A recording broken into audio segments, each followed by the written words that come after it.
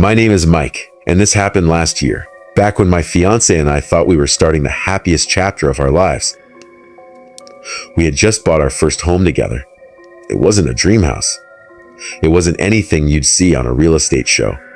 It was a small, two-story place in a quiet suburban town in Georgia. Beige siding, cheap wooden fence, a backyard that was more dirt than grass. Houses lined up neatly on both sides, each one almost identical to the next. But it was ours. We were an Asian couple in our 20s, and honestly, we felt lucky just to own a house at all. We talked about painting the walls, hosting friends, starting a family someday. We imagined Christmas lights on the porch and barbecues in the backyard. None of that ever happened. The first few days were exactly what you'd expect. We unpacked boxes, ate takeout on the floor, met a few neighbors. The older couple to our right brought over cookies and welcomed us warmly. The guy across the street waved and came over to introduce himself. But the house on our left stayed quiet. Too quiet.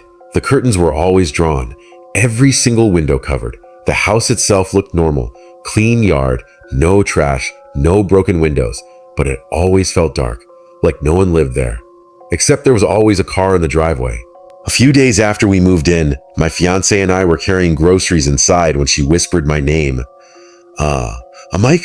Look, I turned my head and saw a man standing behind the front window next door. Only half of his face was visible through a gap in the curtain, but I could tell he was staring directly at us. He didn't wave, didn't smile. The moment he realized we noticed him, he stepped away from the window and disappeared into the darkness of the house. It was strange, but we brushed it off. Some people are awkward. Some people keep to themselves. Over the next week, though, we started seeing him more. Always inside. Sometimes I'd catch him standing in his living room window when I left for work.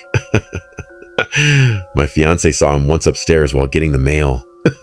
Every time the pattern was the same, he'd be watching us, and the second we looked back, he'd vanish. It felt deliberate. Then came the night that changed everything. It was close to midnight. I was getting ready for bed and walked past our upstairs window, the one that faced directly into his house. Out of habit, I glanced over. He was standing there, not hidden, not behind a curtain, fully visible, standing upright in his upstairs window, staring straight into our bedroom. I froze. For a split second, my brain tried to convince me I was mistaken, but the moment he realized I saw him, he stepped back and disappeared. I laughed nervously and told my fiance, well, great. Our neighbor's a creep. The next morning, he knocked on our door. It was the first time we'd ever seen him outside. He introduced himself as Gordon. He apologized for looking like he was spying and said he had been adjusting something on his window ledge. He smiled the entire time, a wide, friendly smile that almost felt rehearsed. Something about him felt off. But I didn't want to start off on bad terms. I accepted the apology. When I went back inside, I told my fiance that he seemed nice. Just a little weird. We decided to forget it. A week later, she woke me up in the middle of the night. On Mike, I hear someone outside. Half asleep, I dragged myself to the window. There was a man walking around our backyard. Not sneaking, not hiding, just walking slowly, like he was looking for something. I shouted, "Hey!" The man immediately walked toward the gate and slammed it shut. I didn't go outside. I didn't feel safe. Eventually, we went back to sleep, but the uneasiness lingered. A few nights later, it happened again. This time, we both heard it. A metallic sound, like someone messing with a lock. I looked out the window and saw him again. This time, I recognized him. It was Gordon. I yelled his name.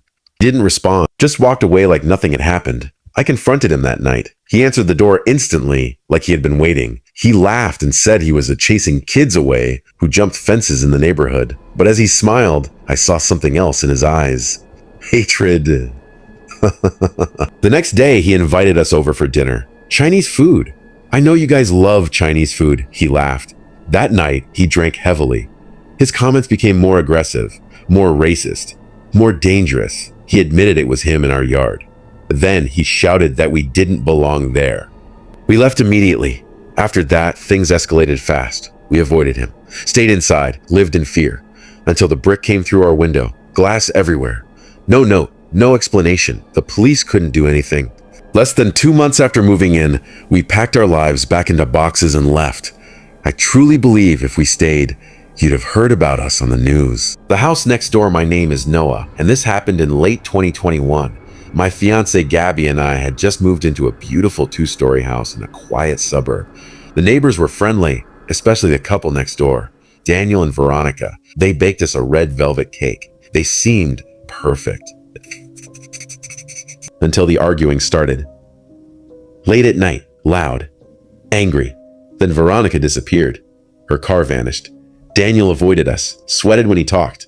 When I rang his doorbell weeks later, I heard a woman scream from inside the house. Daniel said it was a movie. I called the police. They found Veronica locked in the basement. She didn't survive. Daniel told me I'd regret it. I still dream about him standing over my bed with a knife. The wall between us, my name is Devin. I lived alone in a duplex in Queens. I never met my neighbor, but I heard him fumbling in a fake voice through the wall. Then the knocking started, 2 taps, every night, always when I was in bed, always right next to my head. I never knocked back. Then one night, I heard something breathing through the wall, close, too close, too close. And I realized, in cities, in suburbs, in houses that look safe,